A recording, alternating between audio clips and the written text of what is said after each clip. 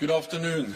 We have just finished an extraordinary meeting of NATO foreign ministers.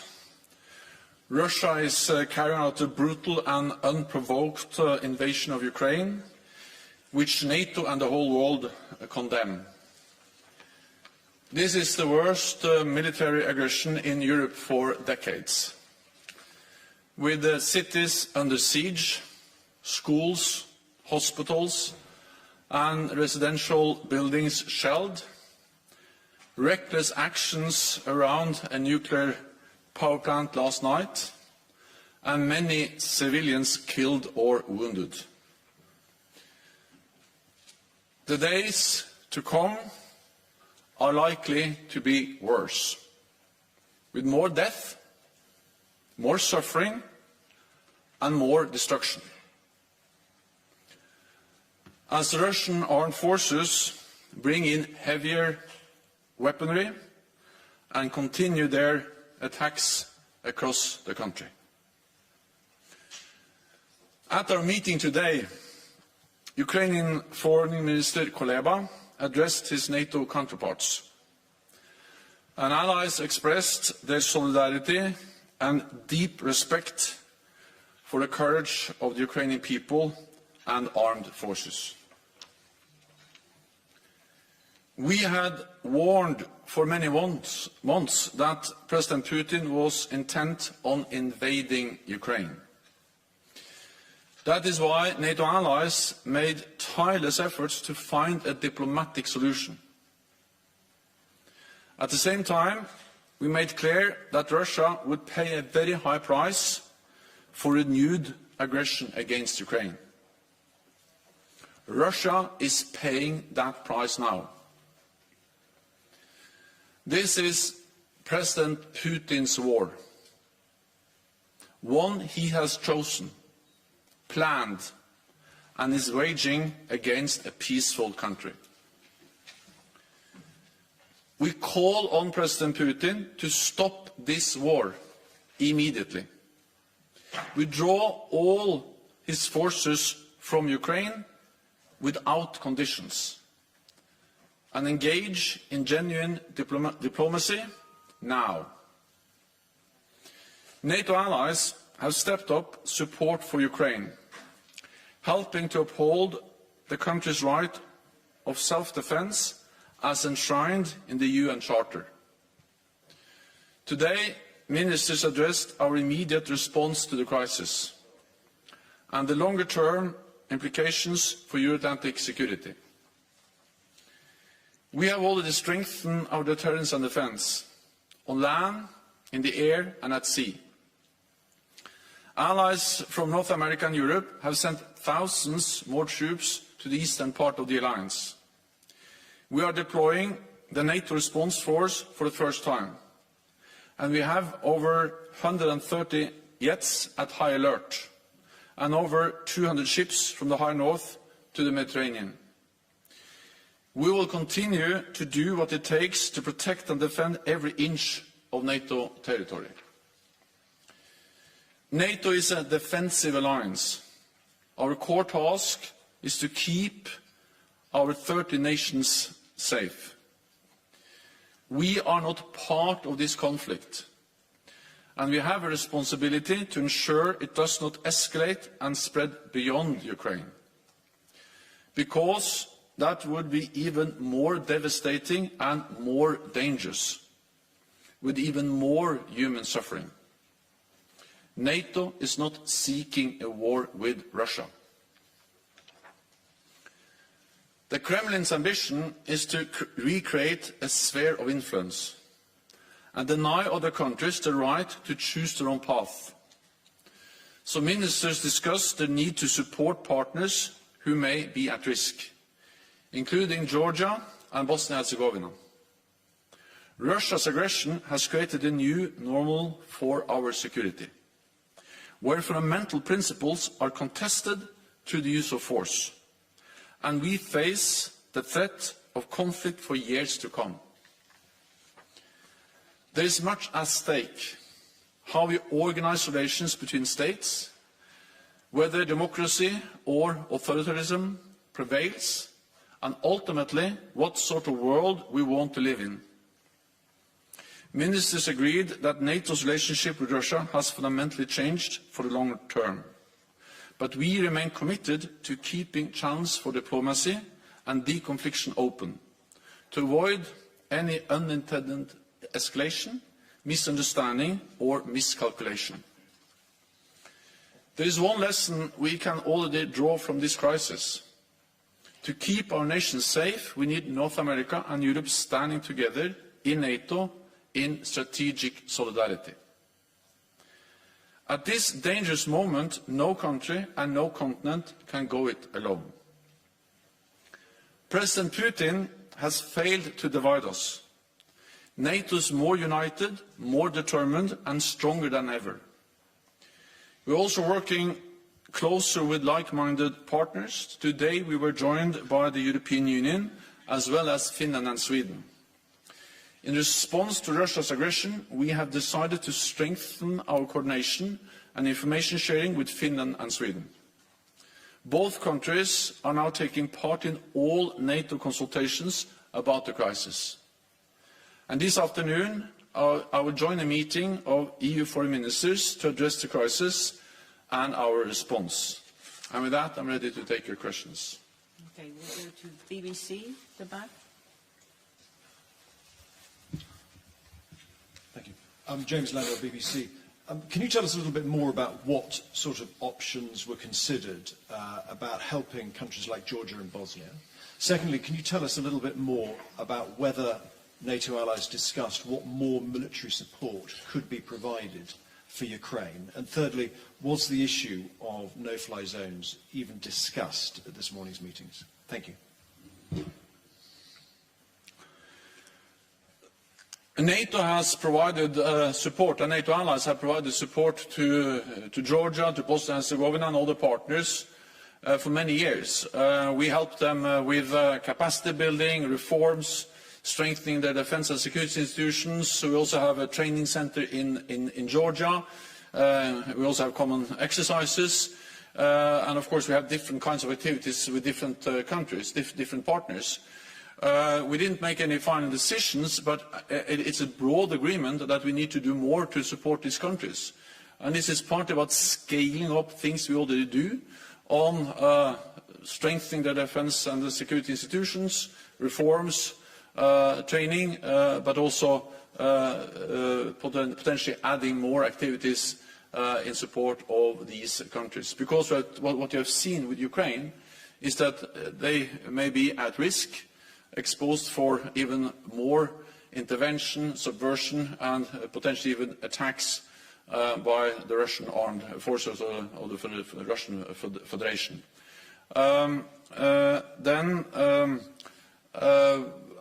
NATO allies provide support to Ukraine. I think we have to remember that allies have provided support to Ukraine for many years, and now they're stepping up different types of Ukraine of support, and this is crucial in this critical time for Ukraine.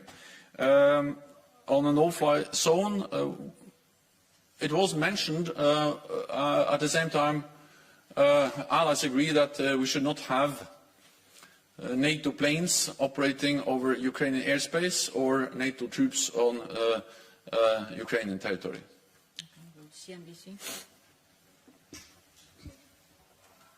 Thank you, Secretary-General Steve Sedgwick, CNBC. Is there any evidence that the support that NATO and its allies have been pouring into Ukraine so far is going to change the tide of battle? Although the Russian advance has slowed in some places, it is still advancing. Is there anything that NATO is doing that actually could possibly turn the tide in the battle in Ukraine? And secondly, if I may, sir, have the events around the nuclear facility, the nuclear plant in Ukraine and the ramifications from that changed the mindset of NATO at all? I just wondered what the conclusion was in the meeting about that. Thank you. The reckless actions around the nuclear power plant last night just highlights the danger of this war. War is dangerous, and to have military operations, conflict, fighting going around the nuclear power plant adds to the danger. This just makes it even more important that President Putin end his war and withdraw all Russian troops from Ukraine and engage in diplomatic efforts in good faith. So that was the message from ministers today, and it's just underpinned by the potential danger of also a nuclear disaster related to this war, or as part of this war. First point was about, is there anything about the military ammunition and supplies that are going into Ukraine? Is that changing the battle at all? Is it likely to? Yeah. What we've seen is that President Putin totally underestimated the strength of the Ukrainian armed forces. And they have been able to push back, to fight back, and to slow down the Russian advances. And this is first and foremost a result of the courage of the Ukrainian armed forces, and also the support and the courage of the Ukrainian people and the leadership, President Zelensky, which has really strengthened the morale of the Ukrainian armed forces and the Ukrainian people. We have helped them because NATO allies have trained and equipped the Ukrainian armed forces for many years. We started in 2014. And the NATO allies, especially the United States, the United Kingdom, Canada, but also Turkey, have provided equipment, military aid, and we have trained tens of thousands of Ukrainian forces. And they are now on the front line. So this support has proven to be crucial for the strength of the Ukrainian army. And we are now stepping up support with more supplies. And I think also we have to realize that, compared to where the Ukrainian army was in 2014, the training NATO allies have provided, the equipment NATO allies have provided since 2014, has made the Ukrainian army much better trained, much better equipped, much better commanded, and much stronger. And this is the reason why they are able to push back the way they are able to do. Okay. Go to Interfax Ukraine.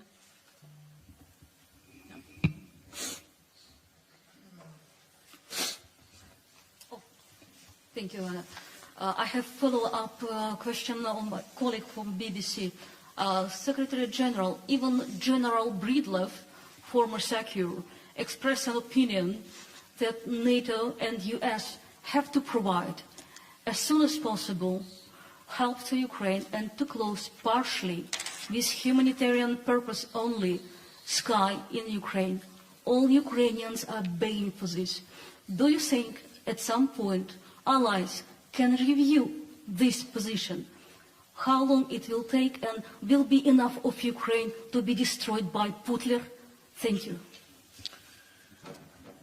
What is taking place in Ukraine now is horrific. It's painful, and we see human suffering, we see destruction at a scale we haven't seen in Europe since the Second World War. And I would like to commend the courage of the Ukrainian people standing up against the Russian invasion, standing up against Putin's forces. And that's also the reason why we are stepping up our support, and also why NATO allies have implemented the most severe sanctions ever, and also why we are mobilizing support from the whole world in condemning and calling on Russia and President Putin to end this war. At the same time, we have a responsibility as NATO allies to prevent this war from escalating beyond Ukraine, because that will be even more dangerous, more devastating, and will cause even more human suffering. So we have made it clear that we are not going to move into Ukraine, neither on the ground or in the Ukrainian airspace. And of course, the only way to implement a no-fly zone is to send NATO planes, fighter planes, into Ukrainian airspace, and then impose that no-fly zone by shooting down Russian planes. And our assessment is that we understand the desperation, but we also believe that if we did that, we'll end up with something that could end in a full-fledged war in Europe, involving many more countries, and causing much more human suffering.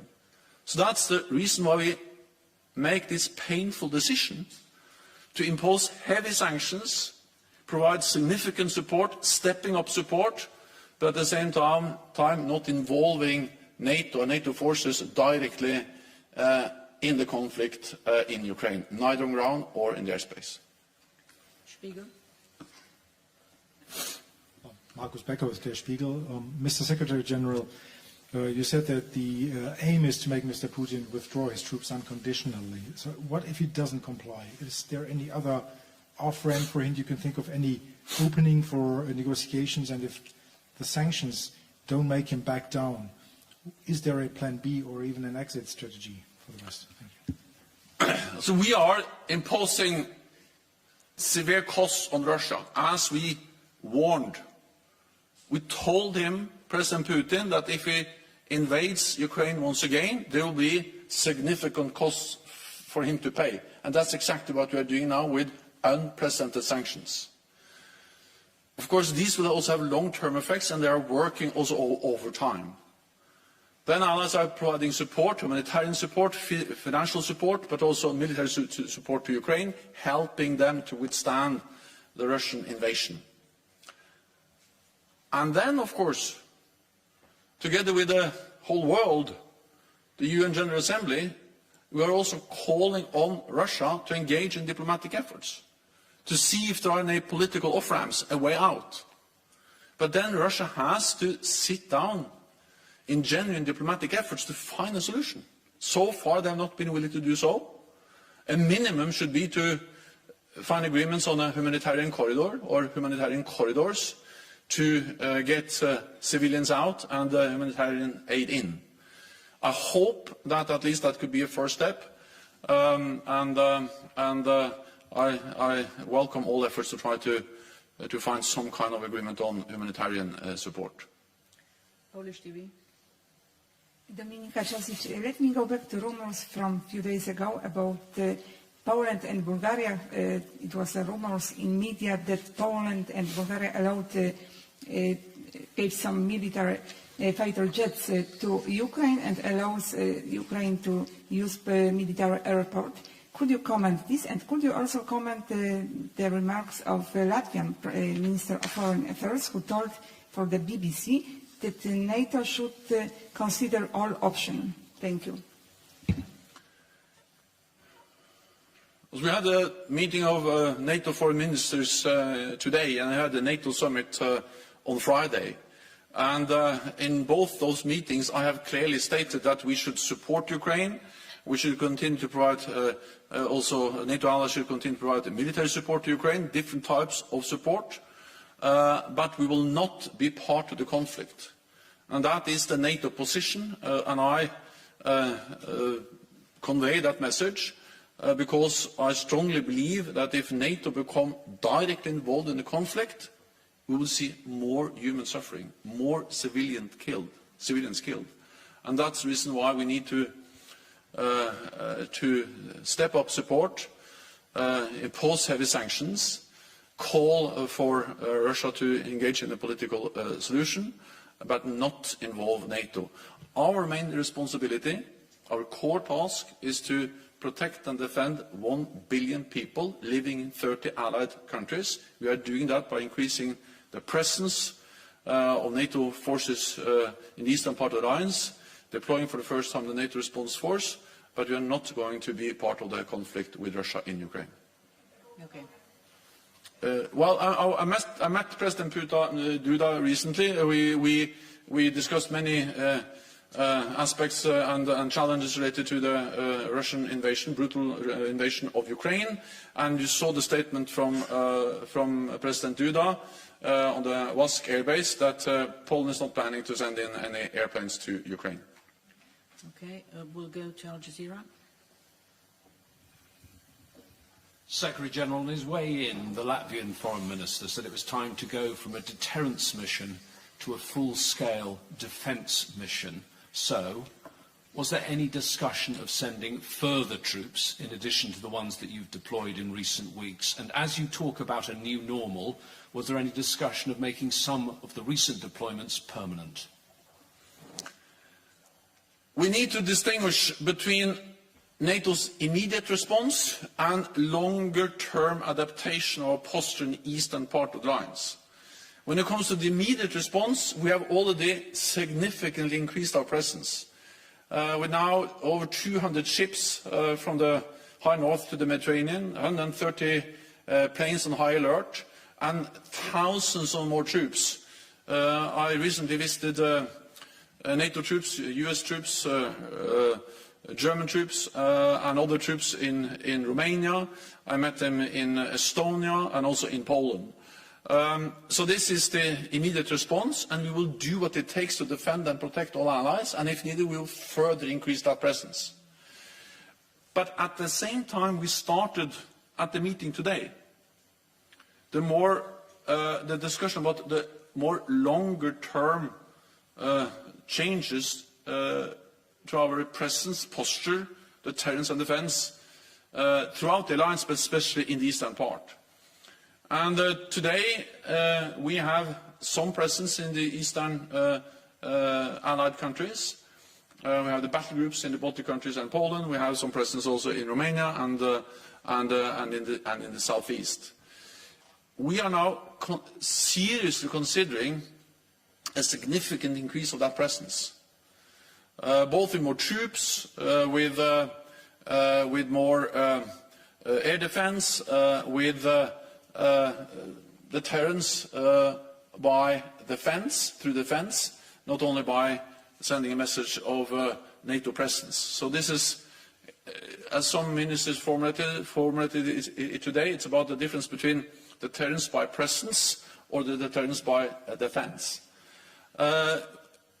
We have started that discussion. We will have a defence ministerial meeting on the 16th of March. There I expect more details. We also will, of course, base our decisions on advice from our military commanders, and then we will take the necessary decisions. But we have some time, it's not a lot of time, but some time to take that more long-term decision, because we have already implemented immediate responses by a significant increase in the eastern part of the alliance. Ukrainian National Agency. Thanks. Dmitry Shkurko, National News Agency of Ukraine. It is understandable that there will be no NATO planes and pilots in Ukraine, but it was recently sounded the request from the President of Ukraine about some kind of selling or maybe transferring the planes to the Ukrainian armed forces. Maybe it could be done in the framework of the general technical assistance from the Russian side. And the second question, if I may, is right now we have absolutely discriminate shelling of Ukrainian cities, including the restricted weaponry, like, for example, vacuum bombs. It is deployed in living areas. So that can we count on NATO in collecting at least information concerning the Russian crimes in Ukraine going on right now? Thanks. The Russian invasion of Ukraine is a blatant violation of international law. And we have seen the use of cluster bombs. We have seen reports of the use of other types of weapons which will be in violation of international law. And of course NATO and NATO allies and partners are collecting information and monitoring very closely what is going on in Ukraine.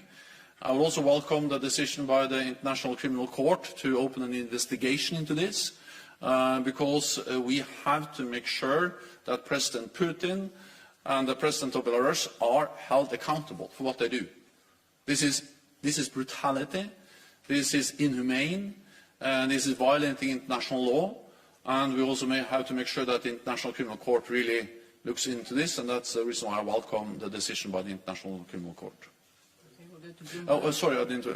Well, NATO allies provide different types of military support. I will not go into the details about that support, but the allies provide many types of support. It's publicly known also that the allies have provided anti-tank weapons, air defense missiles, and other types of support, but more details will not be given by me. Bloomberg. Natalia Drozdyak, thank you for the question. You mentioned the risk for Bosnia and Georgia. Are you seeing any concrete threat of invasion there? And what about Moldova? Is there any increased risk in Moldova? Thank you. All these are different countries, and of course they face different types of risks and challenges. But they have in common that we have seen Russia try to exercise their power to intimidate them, partly by subversion, interference in domestic political processes, or by military invasion. Georgia has been invaded by Russia, and Russian troops are still, in reality, control parts of Georgia, Abkhazia and South Ossetia.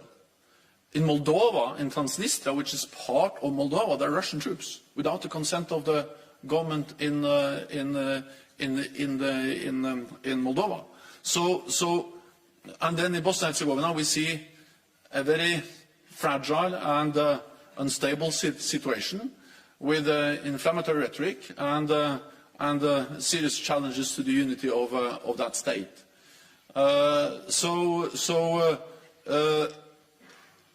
Even before the Russian invasion of Ukraine, these countries faced serious challenges, partly inflicted by or caused by Russia, but the risk has increased, and therefore we need to step up our support, and we need a serious discussion as NATO on what we can do to strengthen them in the face of Russian threats.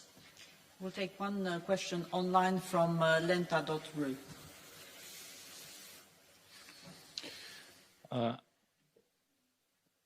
Dmitry Sotok, Lenta.ru, Russian online media. Previously, NATO representatives stated that the alliance is ready to discuss strategic stability issues with Russia. However, the issue of mutual arms control remains an important priority. The problem has not gone away. The level of global tensions has increased after the Russian military command has transferred Russian strategic missile forces to high alert mode. The question is NATO planning any discussions in a foreseeable future on this issue? And why hasn't the alliance provided Ukraine with modern weapons, which the Ukrainian authorities have been asking for? Thank you. Well, first, as I said, NATO allies have provided Ukraine with weapons, especially since 2014. And NATO allies have trained tens of thousands of Ukrainian soldiers who are now on the front line. So we have helped them in standing up against Ukraine. And without that support, without the equipment, without the training, the Ukrainian armed forces would have been much less capable of standing up against the Russian invasion.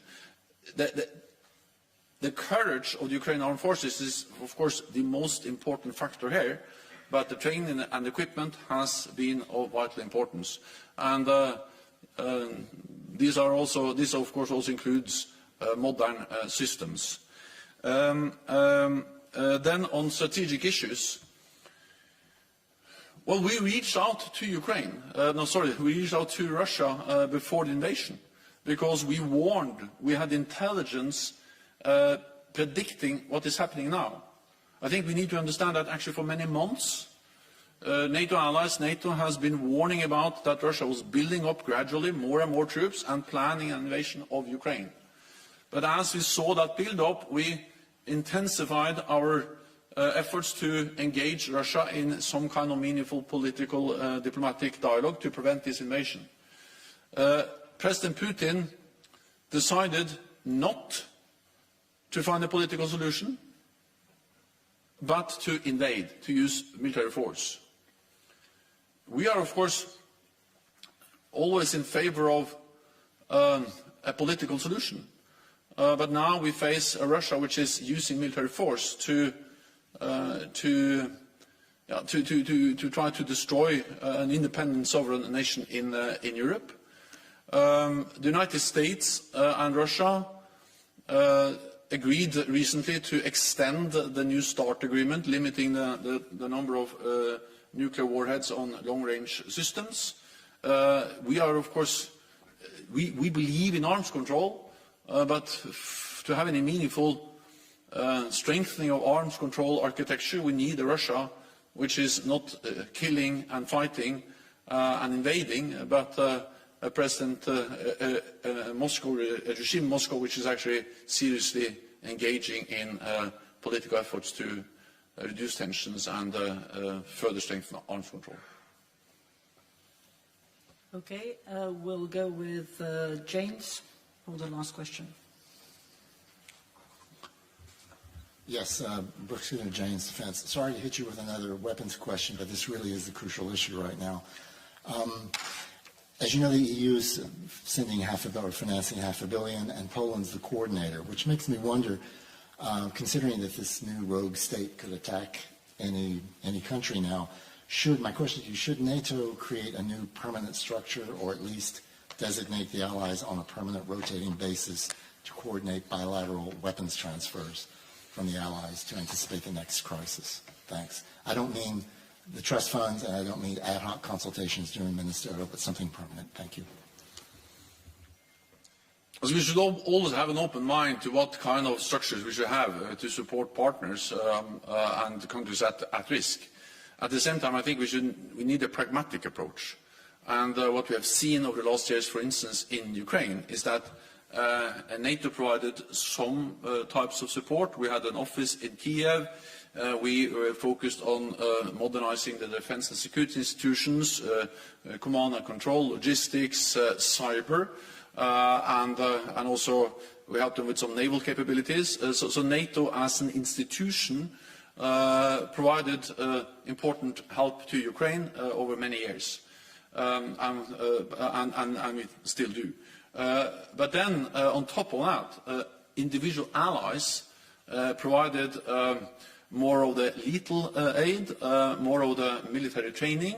And again, I don't think actually it is so important exactly how we organize this, as long as the country in need receives the support and help they need. And over the years since 2014, there are many, many thousands of Ukrainian troops, forces, which are trained at the top level by NATO trainers, special operation forces.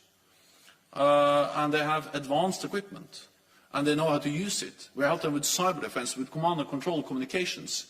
So it is this combination of something we do as an alliance with the NATO structures, something we do consulting each other, but it's provided bilaterally from NATO allied countries. And it has been especially the United States, the United Kingdom, and Canada, who has provided most of the equipment and most of all the training. And then Turkey has provided some key capabilities, including drones, and also some of the Baltic states have provided some military support before the invasion. Then after the invasion, we have seen many more allies stepping up. So I don't know whether I really answer your question, but we should be pragmatic regarding exactly how we organize this, as long as NATO and NATO allies are able to provide support to allies, to partners in need. Thank you very much. This concludes this press conference. Thank you.